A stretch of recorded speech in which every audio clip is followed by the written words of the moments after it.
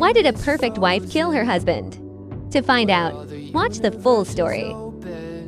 Betty Broderick was born in 1947 in Bronxville, New York. Her birth name was Elizabeth Bisceglia. Raised in a strict Catholic family, Betty was taught from an early age that a woman's greatest responsibility was to be a good wife.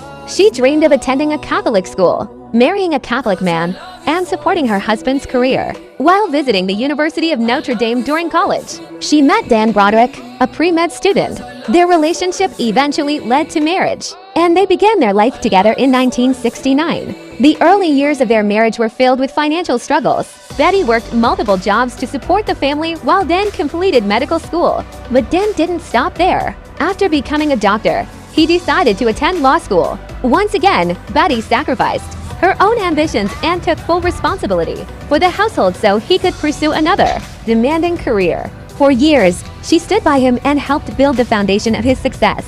Eventually, Dan became a highly successful medical malpractice attorney. The family moved to the prestigious community of La Jolla, California. Together, they had 4 children. However, after achieving success, Dan left Betty. He began a relationship with his legal assistant, Linda Colquina, who was significantly younger than Betty. A bitter divorce battle followed. As an attorney, Dan had an advantage in handling the legal and financial aspects of the case. Betty believed she had sacrificed everything to build his career, only to be discarded and humiliated once he became successful.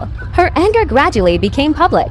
She left threatening voicemail messages and, on one occasion, even drove her car into the front door of Don's house. The day before the killings, Betty received a legal notice from Don's attorney warning that if her behavior continued, she could face serious consequences, including losing contact with her children. Betty later described the letter as deeply humiliating. On the morning of November 5, 1989, while Dan and Linda, who had married only months earlier, were asleep, Betty entered their home and shot them both in their bed. They died at the scene. Investigators concluded that the killings were not committed in the heat of the moment. Weeks earlier, Betty had purchased a firearm and received shooting practice at a local gun club. After the incident, she turned herself in to the police. During the trial, her defense argued that years of emotional abuse and psychological distress had pushed Betty to a breaking point. However, the jury rejected that argument. Although the first trial ended with a hung jury, a second trial found her guilty of 2 counts of second-degree murder.